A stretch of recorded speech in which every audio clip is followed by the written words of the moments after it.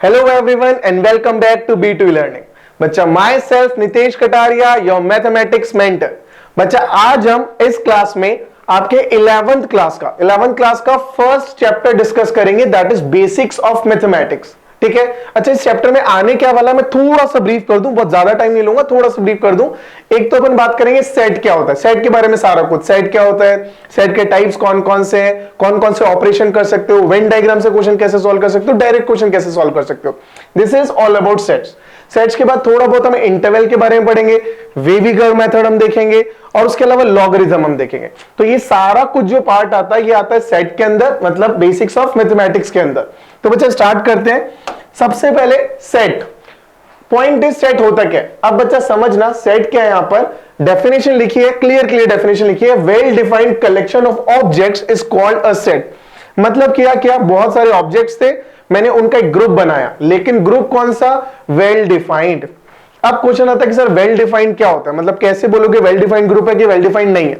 अब मैं एग्जांपल समझता हूं, एकदम बेसिक एग्जांपल से। सपोज आप लोगों की ऑफलाइन क्लास चल रही है, 50 बच्चे क्लास में बैठे, मैं क्लास में एंटर करूं और मैंने मॉनिटर को बोला कि बेटा एक काम कर, एक ग्रुप बना दे उन सारे बच्चों का जिनके मैथ्स में, अभी वाले टेस्ट में जिनके मैथ्स में 85 प्लस मार्क्स आए थे। तो उसके लिए बहुत इजी है, वो सारे बच्चों को रिजल्ट चेक करेगा, सारे बच्चों के मार्क्स देके वो सारे बच्चे जिनके मार्क्स 85 प्लस थे उसने वो ग्रुप बना दिया। अब वही ग्रुप में उसकी जगह मैं बनाता तो भी सेम ग्रुप बनाता, कोई और बनाता तो भी सेम ग्रुप बनता, और आप खुद बनाते तो भी सेम ग्रुप बनता। क्यों? क्योंकि आपके पास सबका रिजल्ट है, आपने क्लियर देखा किस बच्चे के मार्क्स 85 प्लस है, आपने उठा के उसको ग्रुप में बैठा दिया। समझ आया चीज? अच्छा, अब ये था वेल डिफाइंड। तो वेल डिफाइंड मतलब जहां पे आप क्लियरली सेग्रीगेट कर सको, आपने क्लियरली देखा हाँ भाई इस बच्चे के मार्क 85 प्लस है या नहीं है, अगर है तो ग्रुप में डालो, नहीं तो छोड़ दो। तो दिस इज वेल डिफाइंड। अब वेल डिफाइंड क्या नहीं है इसका भी एक एग्जांपल समझना। सपोज अगेन मैं क्लास में एंटर किया, मैंने मॉनिटर को बोला बेटा एक काम कर, सारे अच्छे बच्चों का ग्रुप बना दे। अब वो अच्छे बच्चों को कैसे ग्रुप बनाएगा, अच्छे बच्चों का ग्रुप थोड़ी है, मतलब अच्छे बच्चों की तो कोई डेफिनेशन ही नहीं है। उसने बोला होगा सारे अच्छे बच्चे वही है जो उसके दोस्त है, और उसने सारे अपने दोस्तों का ग्रुप बना दिया। क्या मेरे लिए वही ग्रुप क्या मेरे लिए वही था जो मैं चाहता था कि हाँ वही अच्छे बच्चों ग्रुप बन जाए? कभी नहीं। हो सकता है मेरे दिमाग में अच्छे बच्चे मतलब जो क्लास में डिसिप्लिन रहे, हो सकता है फिजिक्स वाले सर के दिमाग में अच्छे बच्चों को ग्रुप का मतलब है वो सारे बच्चे जिनके मार्क्स अच्छे आते हो सकता है नेहा मैम के हिसाब से वो जिनकी राइटिंग अच्छी हो। ठीक है, तो नहीं पता है। पॉइंट इज यहां पे हर पर्सन का पर्सपेक्टिव अलग है, हर कोई अलग अपने हिसाब से ग्रुप बनाएगा। तो जहां पे वेल डिफाइंडनेस का मतलब आप क्लियरली सेग्रीगेट कर सको, आप बता सको। वेल डिफाइंड नहीं है इसका मतलब जहां पे नहीं बता सकते। ठीक है, तो मैं अगर ग्रुप की बात करता हूं सारे ऑनेस्ट पर्सन की, this is not well defined. अगर मैं ग्रुप की बात करता हूं सारे लोगों का ग्रुप जिनकी एज 65 प्लस है, दिस इज वेल डिफाइंड। ठीक है, मैंने बोला सारे मेरे को चाहिए मार्क्स, सारे प्राइम नंबर्स, एक बेसिक प्राइम नंबर्स का ग्रुप बनाना है। प्राइम नंबर्स कहां से, 10 से लेकर 297 तक। तो this is a well defined group. समझ आ गया? ओके, बढ़िया। तो सेट क्या होता है ये अपने को समझ आता है। सेट ग्रुप है वेल डिफाइंड ऑब्जेक्ट्स का। वेल डिफाइंड क्या होता है और नहीं होता वो अपने को समझ आ गया। तो ये पॉइंट इसके अंदर इंपॉर्टेंट है, कहां सेट बना सकते हैं और कहां सेट नहीं बन सकता। ठीक है, अब सेट तो समझ आ गया, अब सेट को रिप्रेजेंट करने का तरीका समझो। अब रिप्रेजेंटेशन को बच्चा दो तरीके से अपन पार्ट्स में पढ़ते हैं, इनकी दो टाइप का रिप्रेजेंटेशन है। फर्स्ट इज रोस्टर मेथड, और जिसको अपन टेबुलर फॉर्म भी बोलते हैं, रोस्टर मेथड और टेबुलर फॉर्म। अब रोस्टर मेथड मतलब सिंपल समझना। फॉर एग्जांपल मैंने बोला कि यार ना सारे प्राइम नंबर चाहिए मेरे को 1 से लेकर 10 तक वाले, उनका ना एक सेट बना दो। अब सेट को रिप्रेजेंट कैसे करते हैं, पहली पॉइंट, सेट को बेटा रिप्रेजेंट करते हैं जनरली, है ना, जो आइडियली तरीका है कि कैपिटल लेटर से, वो A B C D X Y Z कुछ भी कर सकते हैं, लेकिन कैपिटल लेटर से उनको यूज करते हैं। ठीक है, तो ए एक सेट है जिसके अंदर एलिमेंट्स है, कौन कौन से, 0 से लेकर 10 तक सारे प्राइम नंबर्स, यानी कि इट इंक्लूड्स 2 3 5 7, बस इतना। ठीक है,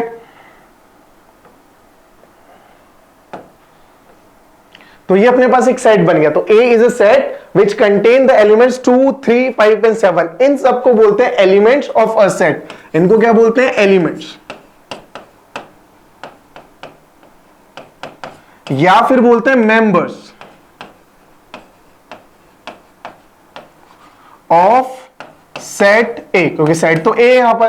तो ए एक अपने सेट बनाया जिसमें एलिमेंट है 2 3 5 7, दीज आर एलिमेंट्स और member of set A, that's it. समझ आया? तो रिप्रेजेंट करने का तरीका क्या बनाया अपन ने, सिंपल सेट का नेम लिखा इक्वल टू कर्ली ब्रेसेस के अंदर वो सारे एलिमेंट्स उसको सपोर्ट करते हैं, ठीक है। मैंने बोला सारे मेरे को है ना इवन प्राइम नंबर चाहिए।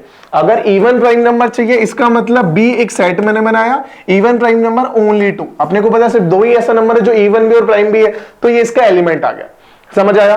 ओके, कोई भी सेट कुछ भी अपने को बनाना है। लेट सपोज मेरे को फैक्टर चाहिए 26 के फैक्टर्स अगर चाहिए और उनका एक सेट बनाना, तो सी नाम से एक मैंने सेट बनाया which contain all the numbers या फिर all the numbers which are factors of 26। तो नंबर्स कौन कौन से बने, एक बना 1, देन बना 2, देन उसके बाद 3 बनेगा नहीं, 4 बनेगा नहीं, 5 6 7 करते करते आया 13, देन आया 26। ये अपने पास 4 ही फैक्टर्स हैं, 1 2 13 एंड 26। Point clear? डन। तो ये अपने पास ये जो फॉर्म होता है रिप्रेजेंट करने का, इस फॉर्म को बच्चा हम बोलते हैं रोस्टर मेथड और टेबुलर फॉर्म, ठीक है। इसी को रिप्रेजेंट करने का एक और तरीका जिसको हम बोलते हैं set builder form. Set builder form क्या करता है, यहां पे अपने को प्रॉपर्टी लिखनी होती है। प्रॉपर्टी कैसे, लेट सपोज अगेन मैंने बोला यार एक सेट है, जो मैंने लास्ट क्वेश्चन बोला था। लास्ट क्वेश्चन क्या बोला था कि यार 26 के जो फैक्टर्स है ना उनका एक सेट बना दो। सेम चीज मैं अभी कर रहा हूं, लेकिन आपके बार में उसे सेट बिल्डर फॉर्म में लिखूंगा। तो वो क्या बोलेगा, एक्स इस सेट ऑफ, अभी मैं बताऊंगा इसको रीड कैसे करते हैं। लिखते कुछ इस तरीके से, एक्स इज फैक्टर ऑफ 26, खत्म। बस इतना सा लिख दो, जो लाइन है वो ऐसे कैसे लिख दो। लिखा क्या अपन ने, अब रीड कैसे करते हैं, A is a set of all the elements x. Again A is a set of all the elements x such that, ये जो सिंबल होता है या फिर ये जो सिंबल होता है, दोनों ही किस चीज को रिप्रेजेंट करते हैं, ये दोनों ही सिंबल रिप्रेजेंट करते हैं सच दैट। तो A is a set of all the elements x such that x is a factor of 26। That's it, question खत्म, ठीक है। अच्छा, प्राइम नंबर वाला जो क्वेश्चन था, अगर वो मेरे को लिखना है, अगेन मैंने बोला यार बी एक सेट है, तो B is a set of all the elements x such that x is a prime number less than 26। अच्छा, 26 से छोटा चाहिए था तो लेस देन 26, खत्म। ये लिख दो, डेफिनेशन लिख दो, ऐसे जो स्टेटमेंट है वो ही लिख दो। This is set builder form, ठीक है। अब दोनों के अपने फायदे हैं, दोनों के अपने नुकसान है। कैसे, लेट सपोज मेरे को अब क्या होता है कि कुछ ऐसे सेट्स है जिसको मैं सेट बिल्डर फॉर्म में ही लिख सकता हूं, रोस्टर फॉर्म में लिख ही नहीं सकता। फॉर एन एग्जाम्पल, मेरे को चाहिए 2 से लेकर 5 तक के सारे रियल नंबर्स लिख दो। अब 2 से लेकर 5 तक के सारे रियल नंबर्स अगर मैं इस फॉर्म में लिखना चाहूंगा तो लिख ही नहीं पाऊंगा। कैसे लिखो, 2, 2.11, 2.1111, 2.1117, लिख ही नहीं सकते। तो कुछ ऐसे सेट जो वहां नहीं लिख सकते, उनको अपन हमेशा सेट बिल्डर फॉर्म में लिखते। अभी यहां लिखना होता तो मैं बहुत इजीली लिखता। कैसे लिखता, लेट सपोज मैंने बोला C is a set of all the elements x such that x जो है वो 5 या 5 से स्मॉलर है और 2 या 2 से ग्रेटर है। क्यों, मेरे को चाहिए 2 और 5 के बीच के, इंक्लूडिंग 2 and 5 मान के चल रहा हूं, ठीक है। तो x is C is a set of all the elements x such that x lie between 2 and 5 and x belongs to real number. Question हो गया खत्म। यही तो बताना था, रियल नंबर होना था। अब रियल नंबर कहां से कहां तक, इनके बीच का कोई भी नंबर ले लो, कोई भी रियल नंबर लो, वो इस सेट को सेटिस्फाई करेगा, मतलब सेट सी का एक एलिमेंट होगा। पॉइंट समझ आया? तो कुछ जगह ऐसी होती है जहां पर अपने को सेट बिल्डर फॉर्म ही लगाना पड़ता है, रोस्टर मेथड से काम चल नहीं पाता, ठीक है। चलो, अब अपन ने दोनों तरीके से रिप्रेजेंटेशन समझ लिया कि यार सेट है, होता क्या है, समझ आया, बहुत बढ़िया। रिप्रेजेंट कैसे करते हैं वो समझ आया, और भी बढ़िया। अब आगे बात करते हैं बच्चा काइंड ऑफ सेट, मतलब टाइप्स ऑफ सेट, कौन कौन से तरह के सेट्स है। सबसे पहले होता है अपने पास एम्प्टी सेट, जिसको वॉइड सेट या फिर नल सेट भी बोला जाता है, ठीक है। वॉइड बोलो, नल बोलो, एम्प्टी सेट बोलो, बात तो एक ही हो रही है, खाली सेट, रिक्त सेट, सिंपली, ठीक है।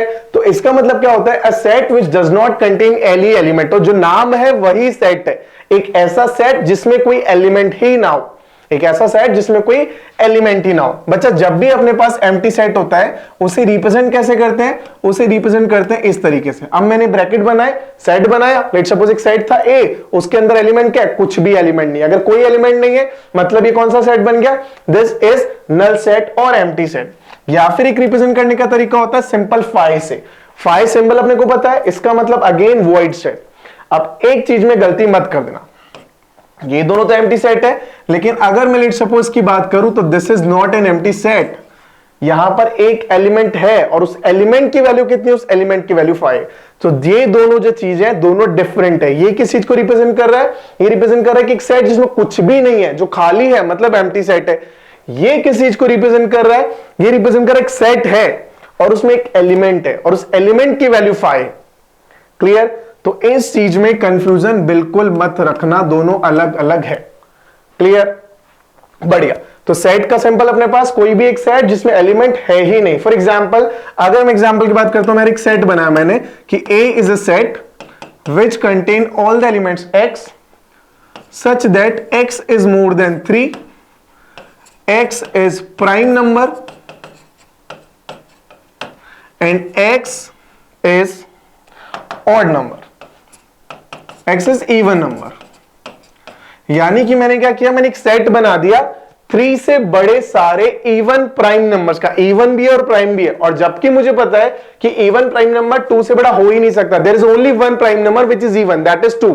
और मुझे चाहिए 3 से बड़ा पॉसिबल है, नहीं है पॉसिबल। तो इसका मतलब this set is equal to this, और आई कैन से 5। यानी कि ये सेट कौन सा हो गया, ये सेट बच्चा अपने पास हो गया वॉइड सेट, एम्प्टी सेट, और मैं बोलूं null set.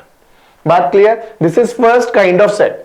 Second side singleton set. Singleton again name से थोड़ा थोड़ा समझ आ रहा। सिंगल मतलब एक ऐसा सेट जिसमें एलिमेंट एक ही हो, number of elements, a set which contain only one element, जिसमें एक ही एलिमेंट आ रहा हो। ठीक है? अब एग्जांपल, कोई भी एग्जांपल ले लो, लिखने का तरीका क्या बनेगा, वो अपने पास बन जाएगा इस तरीके से। यहां पे मैंने 1 लिखा तो एक एलिमेंट है जिसकी वैल्यू 1 है। अच्छा, एक मैंने दूसरा सेट बनाया जिसके अंदर एलिमेंट ही A है। एक दूसरा मैंने सेट बनाया जिसके अंदर एलिमेंट की वैल्यू 5 है या फिर एलिमेंट की वैल्यू 0 है। तो ये सारे कौन से सेट है, वो सारे सेट है जिसके अंदर एक एलिमेंट और केवल एक ही एलिमेंट है। डन। और इन सेट को अपन ने क्या बोला, इन सारे सेट्स को अपन ने बोला सिंगलटन सेट। Point clear? आगे थोड़ा और क्वेश्चंस करेंगे इससे रिलेटेड। अपने को समझ आना चाहिए कि भाई हाँ, एम्प्टी सेट होता क्या है, नेम से क्लियर पता चल रहा है। सिंगलटन सेट है क्या, बिल्कुल नेम से क्लियर पता चल रहा है। डन, बहुत बढ़िया बेटा। ओके, नेक्स्ट मैं बात करता हूं बच्चा finite set. Finite set again name से पता चल रहा है कैसा सेट जिसमें नंबर ऑफ एलिमेंट्स क्या है, फाइनाइट है। नंबर ऑफ एलिमेंट फाइनाइट है, मतलब हम गिन सकते हैं। जैसे मैंने एक एग्जांपल लिया था अभी कि यार 2 से 5 तक, 2 से 5 तक जितने भी रियल नंबर्स उनका सेट बनाओ।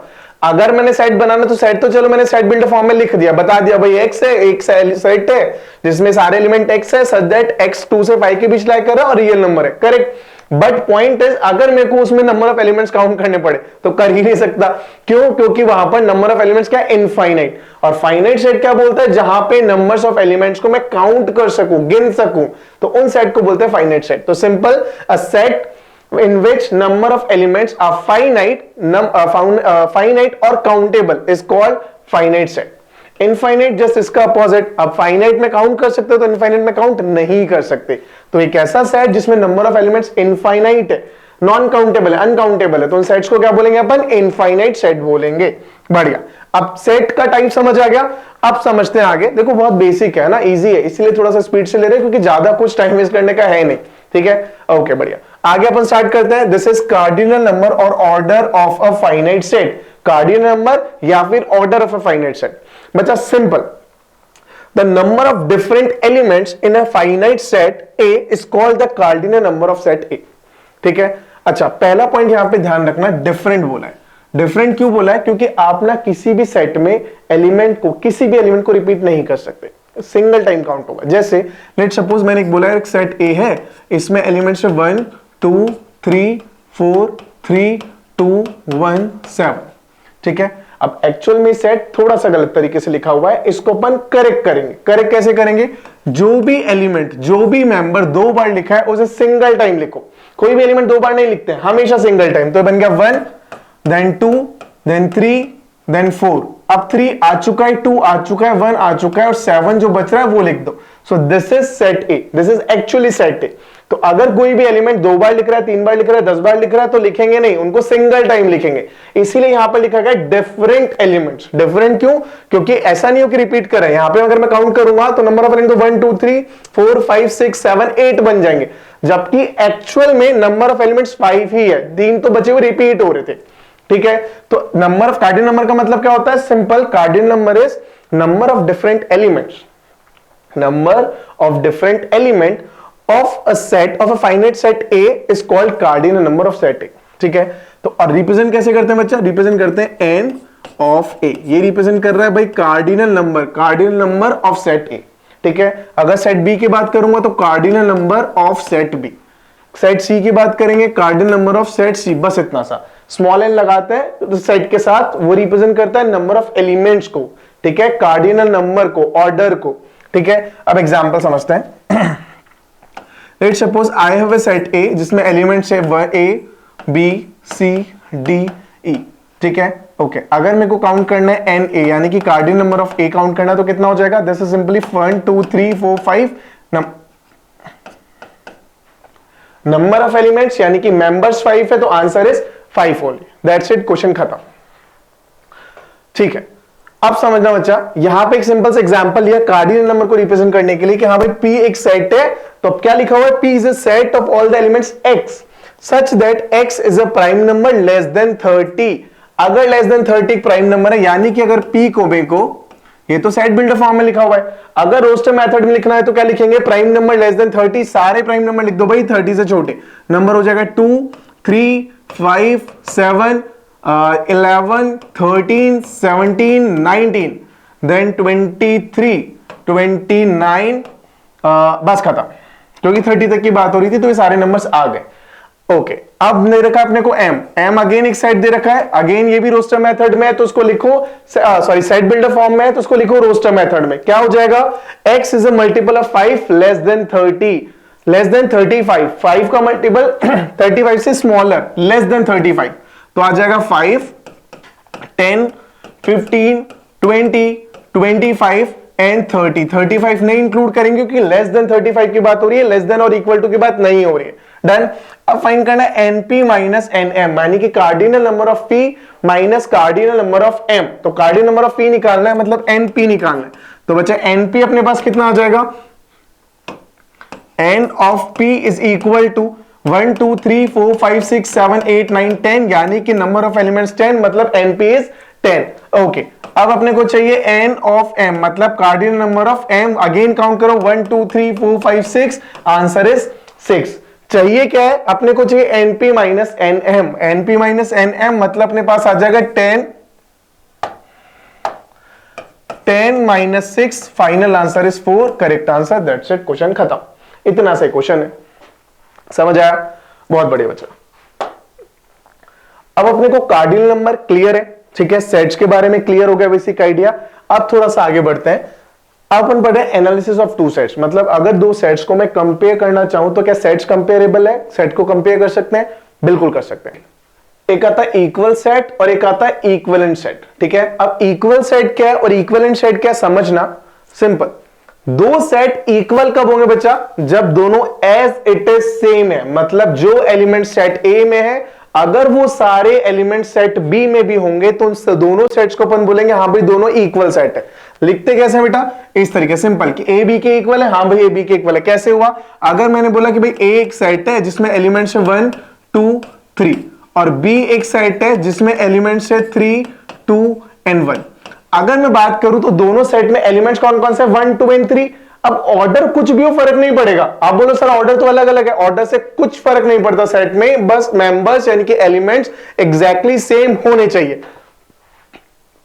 इसमें जो तीन एलिमेंट थे सेम एलिमेंट बी के अंदर है, इसका मतलब ए इज इक्वल टू बी। हाँ मैं क्लियरली लिख सकता हूं हाँ भाई सेट ए जो है वो सेट बी के क्लियर है, सेट बी के इक्वल है। ठीक है, अच्छा मैंने एक और सेट बोला कि सेट सी है मेरे पास, लेट सपोज जिसके अंदर एलिमेंट है 1 2 7 9 3।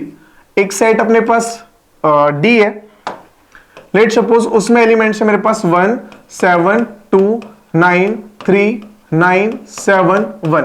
अभी अगर मेरे को चेक करना है कि ए और सी इक्वल है या नहीं है तो मैं ध्यान से देखूं तो सी जो सेट है उसमें एलिमेंट्स कौन से 1 2 7 9 एंड 3। डन। अच्छा डी सेट जो था उसमें एलिमेंट कुछ रिपीट हो रहे हैं और मुझे पता है एक्चुअल में रिपीट लिखना नहीं है तो इसको मैं एक्चुअल सेट में सिंपलीफाई फॉर्म में लिखूं करेक्ट तरीके से।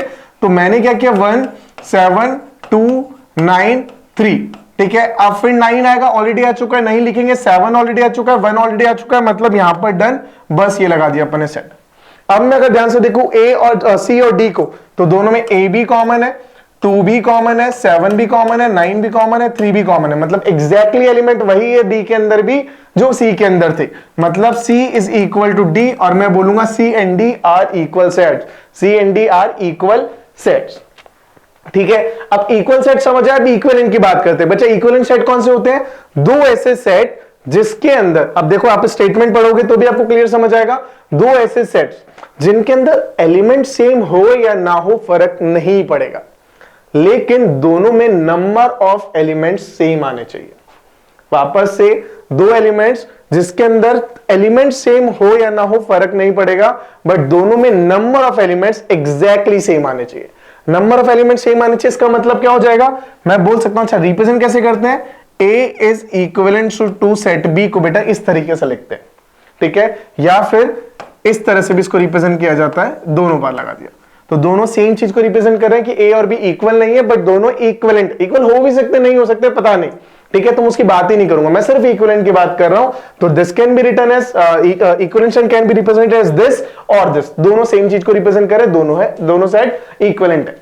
मतलब एग्जांपल समझना बच्चा, मैंने कहा एक सेट A है जिसमें एलिमेंट्स है 1 2 and 9, एक सेट B है जिसमें एलिमेंट्स है A B and C। अब एक में एलिमेंट्स है 1 2 and 9, एक में एलिमेंट है A B and C, दोनों में एलिमेंट्स तो अलग अलग है, लेकिन अगर मैं दोनों का कार्डिनल नंबर देखूं, दोनों में नंबर ऑफ एलिमेंट्स देखूं तो एग्जैक्टली सेम आ रहे हैं। हो क्या रहा है? अगर अपन n ऑफ A की बात करते हैं तो n ऑफ A अपने पास आ रहा है 3। अच्छा, n ऑफ B की बात करते हैं तो n ऑफ B भी आ रहा है 3। एज दोनों के एलिमेंट्स, दोनों के कार्डिनल नंबर सेम है, इसका मतलब दोनों सेट कौन से हैं? दोनों सेट है इक्विवेलेंट। तो सिंपली मैं बोल सकता हूं कि if cardinal number of A is equal to cardinal number of B, then A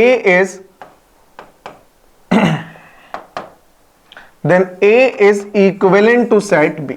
simple done.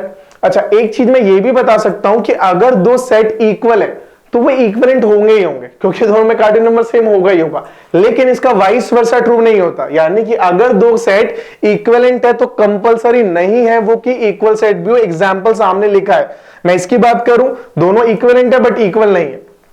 यहां पे देखो दोनों सेट इक्वल है तो इक्विवेलेंट भी है, क्योंकि यहां पे अगर मैं Na चेक करूं तो भी 3 आ रहा है, Nb चेक करूं तो भी 3 आ रहा है, मतलब दोनों के कार्डिनल नंबर तो सेम होंगे ही होंगे क्योंकि एलिमेंट सेम है। डन। तो equal sets are equivalent compulsorily, but equivalent set need not to be equal, they can be equal or they may be equal or they may not be equal। ठीक है बढ़िया।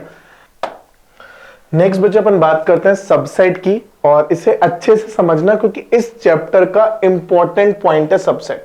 ठीक है, definition पे मत जाओ, मैं सिंपल से एग्जांपल समझाता हूं। लेट सपोज मेरे पास कोई भी एक सेट है, अपने पास कोई एक सेट है A और उसमें एलिमेंट्स है 1 2 3 4, रेंडम बेसिक से एलिमेंट्स लिए 4। ठीक है, एक दूसरा सेट अपन ने लिया B और इसमें एलिमेंट्स लिया अपन ने कुछ 1 2 3 4 5 6 7। ठीक है, अब मेरे को दिख रहा है कि A में कौन कौन से एलिमेंट्स है 1 2 3 4, B में कौन कौन से एलिमेंट्स है 1 2 3 4 और उसके अलावा भी कुछ एलिमेंट्स है, कौन कौन से 5 6 7 कुछ होगा, और ज्यादा भी हो तो फर्क नहीं पड़ेगा। ठीक है, तो इसका मतलब A में जो जो एलिमेंट्स थे वो एज इट इज B के अंदर है, और जब भी ऐसा होता है कि A के सारे एलिमेंट्स B के अंदर हो तो उस केस में अपन बोलते हैं कि A जो है A is subset of B, और इसी तरीके से लिखा जाता है A is subset of B। मतलब if all the elements of A, अब डेफिनेशन में आओ, A is said to be subset of B if every element of set A are also an element of B, every element of set A are also an element of B, and if there exists at least one element if there exists at least one element in set A, if there exists at least one element in set A which is not a member of B, then A is not the subset of B।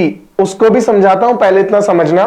Point क्या बोला कि A के जितने element अगर as it is B के अंदर है तो अपन बोलेंगे हाँ भाई A जो है वो B का सबसेट है, और B जो है वो A का superset, A subset B superset. लिखने का तरीका यही होता है। ठीक है, अच्छा दूसरी लाइन क्या स्टेटमेंट, दूसरी स्टेटमेंट क्या बोलना चाह रही है कि लेट सपोज आपने एक सेट बनाया A जिसमें एलिमेंट्स है 2 4 6 and 7। ठीक है, एक और सेट B बनाया अपन ने जिसमें एलिमेंट्स है 2 4 6 8 10 12 14 and so on, ऐसा कुछ करके सेट बनाया। तो सेट ए बनाए, सेट बी बनाए। अगर मैं चेक करूं 2 इसके अंदर भी है, 4 इसके अंदर भी है, 6 इसके अंदर भी, लेकिन 7 यहां है बट यहां नहीं है। तो अगर मेरे को एक भी एलिमेंट ऐसा मिला जो ए के अंदर है लेकिन बी के अंदर नहीं है, तो मैं बोलूंगा भाई ए जो है वो बी का सबसेट नहीं है। और उसको लिखने का तरीका होता है बेटा ये, ठीक है, A is not the subset of B. अगर सबसेट होता ये लिखा, नहीं है सबसेट तो अपन ने ये लिख दिया। पॉइंट क्लियर, समझ आया, एकदम सिंपल। तो सेट ए बी का, ए कोई भी एक सेट है, बी का सबसेट कब होगा, जब ए के सारे element as it is B के अंदर है। तो अपन ने बोला ए जो है वो बी का सबसेट है, ठीक है। लिखने का तरीका आपने को समझ आ चुका है, डन, ओके। एग्जाम्पल इसको हटाते हैं या फिर हम बोलते हैं पेज ही ऐड कर लेते हैं, ठीक है। अपने पास कोई भी एक सेट है ए, यहां से आगे समझते हैं, जिसमें एलिमेंट्स है कुछ ए एंड बी। अगर एलिमेंट ए एंड बी है, इसके सबसेट कितने बना सकता हूं। मैंने बोला एक सेट सबसेट बनाया ए, अगर ए सेट बनाया ए, इस सेट को मैंने बोला बी, इसमें एक के एलिमेंट ए, तो क्या बी ए का सबसेट है, बिल्कुल है। क्या बोल सकता हूं मैं, B is subset of A, because A के ना बी के अंदर जो एलिमेंट्स है वो एज इट इज ए के अंदर है। अगर बी का एलिमेंट ए में तो बी सबसेट बन गया ए का। अच्छा, और कौन सा सबसेट बना सकता हूं, तो एक और सबसेट बना सकते हैं अपन बी, क्योंकि ये भी एज इट इज बी के अंदर है। अच्छा, और कौन सा सबसेट बना सकते हैं, ए कॉमा बी, ये भी ए का सबसेट बन रहा है। और एक कौन सा बना सकते हैं, फाइव, ठीक है। ये इंपॉर्टेंट पॉइंट है, इसको नोट कर लेना कि फाइव जो है यानी कि एम्प्टी सेट जो है subset of every set, five is subset of every set. Clear है, क्योंकि हर किसी में खाली तो है, इट्स लाइक एयर ओनली। अगर आप बॉटल की बात करो, चाहे आप ग्लास की बात करो, चाहे आप कप की बात करो, एयर तो वही कहीं ना कहीं किसी ना किसी फॉर्म में, तो इट्स लाइक एयर ओनली। तो फाइव क्या बोलता है, फाइव तो हमेशा है, मतलब empty set is subset of every set. इसे भी नोट बना के लिख लेना। तो मेरे को इतना पता चला कि अगर ए सेट है जिसमें दो एलिमेंट है, तो इसके कौन कौन से सबसेट बन रहे हैं, एक ए बन रहा है, एक बी बन रहा है, एक ए बी बन रहा है और एक फाइव बन रहा है, ठीक है। ओके, कोई दूसरा एग्जाम्पल देखते हैं। अगर एक दूसरा एग्जाम्पल देखा, लेट सपोज मैंने कहा कि ए एक सेट है जिसमें एलिमेंट्स है 1 2 एंड 3। अगर इसके अपन सबसेट बनाना चाहें तो इसके सबसेट कौन कौन से बनेंगे, एक बनेगा अपने पास अगेन 5, सबसे पहले वही बनता है। फिर अपन ने बनाए 1, एक सेट बनाया जिसमें एक एलिमेंट है 2, एक सेट बनाया जिसमें एलिमेंट है 3, डन। अच्छा, और कितने बन सकते हैं, एक बनाया अपन ने 1, 2, 1, 3, 2, 3 और लास्ट अपने बनाया 1, 2, 3, यानी कि जो सेट था वो एज इट इज। तो मेरे को क्लियर दिख रहा है ये सारे वो सेट्स हैं जो ए के सबसेट हैं। तो नंबर ऑफ सबसेट कितने बन रहे हैं, जब नंबर ऑफ एलिमेंट 2 थे तो सबसेट कितने बन रहे अपने पास, 4 सबसेट बन रहे। बढ़िया, एकदम आसान। अच्छा, जब नंबर ऑफ एलिमेंट्स 3 थे तो नंबर ऑफ सबसेट कितने बने, 1 2 3 4 5 6 7 8। तो नंबर ऑफ सबसेट्स अपने पास बन रहे 8। यहां से मेरे को एक आइडिया क्लियर लग रहा है कि अगर कोई भी एक सेट है अपने पास, कोई भी एक सेट है ए और इसका कार्डिनल नंबर लेट सपोज मेरे को पता है n है, ठीक है, जो भी रही हो, यहां पे 2 था, यहां पे 4 था, यहां पे 3 था, 4 होगा, 5 होगा, n मैंने माना। तो नंबर ऑफ सबसेट्स कितने बन रहे, नंबर ऑफ सबसेट्स, नोट बना के लिख लेना बेटे से, number of subsets of A is equal to 2 raised to the power n। यहां पे नंबर ऑफ सबसेट, एलिमेंट्स कितने थे, अगर मैं इसकी बात करूं, this is na is equal to 2। जब na 2 था तो सबसेट्स कितना आ रहा है अपने पास, 2 की power 2 which is equal to 4, जो एज इट इज आ रहा है। अच्छा, यहां पे अगर मैं बात करूं n ऑफ a, मतलब a के सबसेट्स, a के एलिमेंट्स कितने, कार्ड नंबर कितना है 3। अगर 3 था तो नंबर ऑफ सबसेट्स कितना आना चाहिए था, 2 की पावर 3, और एक्चुअल में भी उतना ही आ रहा है। तो अगर मेरे को एक जनरल फॉर्मूला समझ आया यहां से कि अगर कोई एक सेट है ए जिसमें नंबर ऑफ एलिमेंट्स अपने को पता हो, नंबर ऑफ एलिमेंट्स कितने हैं, n है, तो टोटल नंबर ऑफ सबसेट्स कितने हो जाते हैं, 2 raised to power n। Point clear, एकदम done. Okay, this is all about set. Set होता क्या है, पहला चीज सिंपल, सेट क्या हुआ अपने पास, कोई एक ऐसा सेट जिसके सारे एलिमेंट दूसरे में हो। अगर एक सेट है जिसके सारे एलिमेंट बी के अंदर है तो ए को बोलूंगा बी का सबसेट, बी को बोलेंगे ए का सुपरसेट, ठीक है। ओके, ये भी अपन ने देखा कि अगर ए की बात करो, कोई भी एक सेट है तो फाइव उसका सेट होगा ही होगा। अच्छा, जो सेट खुद है वो भी खुद का सेट होगा ही होगा। यानी कि यहां से मेरे को कुछ बेसिक प्रॉपर्टीज क्या क्या समझ आई। पहली प्रॉपर्टी तो एक क्या समझ आ रही है कि यार मैं अगर कोई भी एक सेट की बात करता हूं ए, तो वो हमेशा खुद का सबसेट होगा ही होगा, चाहे कोई भी उसमें एलिमेंट 5 हो, 10 हो, 25 हो, 7 हो, फर्क नहीं पड़ेगा, बट वो खुद का सबसेट होगा। तो every set is subset of itself. First point जो अपने को समझ आया। सेकंड पॉइंट क्या समझ आ रहा है अपने को कि empty set is subset of every set. अब कोई भी सेट हो, एम्प्टी सेट उसका सबसेट होगा ही होगा। तो ये 2 पॉइंट समझ आया। तीसरा पॉइंट अपने को समझ आया था, नोट बना के जिसे लिखा अपन ने, number of subsets of a set A such that n of A is equal to n is 2 raised to power n। Clear? ये 3 पॉइंट इंपॉर्टेंट, तीनों अपने को समझ आ गए। यहां पे होता है सेट का बेसिक आइडिया खत्म। अच्छा, अब सेट जब सबसेट अपने को समझ आया तो सबसेट के बाद अपन बात करते हैं प्रॉपर सबसेट। सेट को भी अपन प्रॉपर, सबसेट्स को भी हम प्रॉपर इम्प्रॉपर बोलते हैं। पहले अपने पास आता है proper subset. Proper subset again समझ लेना अच्छे से। 2 सेट, देखो 2 सेट ऐसे, यानी कि अगर मैंने क्या बोला, जो भी लैंग्वेज है वो समझ लेना, डेफिनेशन एकदम क्लियर सी है, मैं पहले बता देता हूं। अभी तक मैंने बोला था कि यार सेट जब मेरे पास A था, तो इसके अपने पास लेट सपोज में 2 एलिमेंट है A1 एंड 2। ठीक है, मैं सेट की बात, सबसेट की बात कर रहा हूं, बेसिक, अभी प्रॉपर पे नहीं आ रहा हूं। तो इसके सबसेट्स कौन कौन से बन के आ रहे थे? इसके सबसेट बनना था एक 5 यानी कि एम्प्टी सेट, फिर अपने पास एक बना 1, फिर एक अपने पास बना 2, और फिर लास्ट में अपने पास बना नंबर खुद, यानी कि जो सेट खुद था, यानी कि A खुद 1, 2, यही थे। और इस तरह से अपने पास 4 सबसेट आ गए थे। अब मैं क्या बात कर रहा हूं बच्चा, समझना, प्रॉपर सेट का मतलब वो सारे सबसेट्स जो A के सबसेट्स तो है, वो सारे सेट जो A के सबसेट तो है, बट A के इक्वल नहीं है। यानी कि if all the elements of A are the members और elements of B, but there exist at least 1 element in B which is not in A, मतलब B सुपीरियर होना चाहिए, कम से कम एक एलिमेंट उसके पास ऐसा होना चाहिए जो A के पास ना हो, तब मैं बोलूंगा कि B जो है वो A का प्रॉपर सुपरसेट है, और A प्रॉपर सुपरसेट है, और A B का प्रॉपर सबसेट है। यानी कि अगर मैं सबसेट्स में से इसको हटा दूं, ओरिजिनल वाले को हटा दूं, तो ये और ये तीनों जो सबसेट्स है वो A के प्रॉपर सबसेट्स है, वो अपने पास प्रॉपर नहीं है, वो इम्प्रॉपर बन रहा है। ठीक है, तो जैसे लेट सपोज अगर मैं बोलता हूं कि यार x जो है वो लेस देन और इक्वल टू y, यानी कि x y से स्मॉलर है और इक्वल भी हो सकता है। उसी तरीके से जब मैंने बोला कि A जो है वो B का सबसेट इस फॉर्म में, तो A B का सबसेट तो है, बट ये भी हो सकता था कि A और B इक्वल है। यानी कि अगर मैं बोलता हूं कि if A is subset of B, अभी मैंने नॉर्मल सबसेट लिखा, A is subset of B and A is not equal to B, A B का सबसेट तो है लेकिन B के इक्वल नहीं है, then A is called proper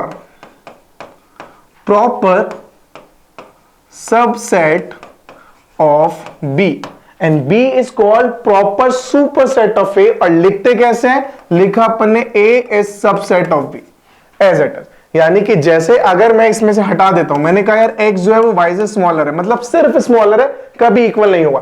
at the same way अगर मैंने कहा a b का सबसेट है इस फॉर्म में, मतलब a जो है b का प्रॉपर सबसेट है, मतलब सबसेट है लेकिन कभी भी इक्वल नहीं होगा। सेम चीज यहां पर आ गई। पॉइंट अच्छे से समझ लेना, इंपॉर्टेंट है, एकदम क्लियर और है भी आसान ना, अगर ध्यान से देखोगे तो। यानी कि a b का सबसेट है, यानी कि प्रॉपर सबसेट कब होगा? जब A के सारे एलिमेंट B के अंदर है, बट B में कम से कम एक एलिमेंट है जो A के पास ना हो, उसके पास सुपीरियरिटी है, तभी तो दिखाएगा हाँ भाई मैं तेरा प्रॉपर सबसेट हूं। बराबर नहीं हो सकते तो हमेशा बड़ा छोटे का गैप रहेगा।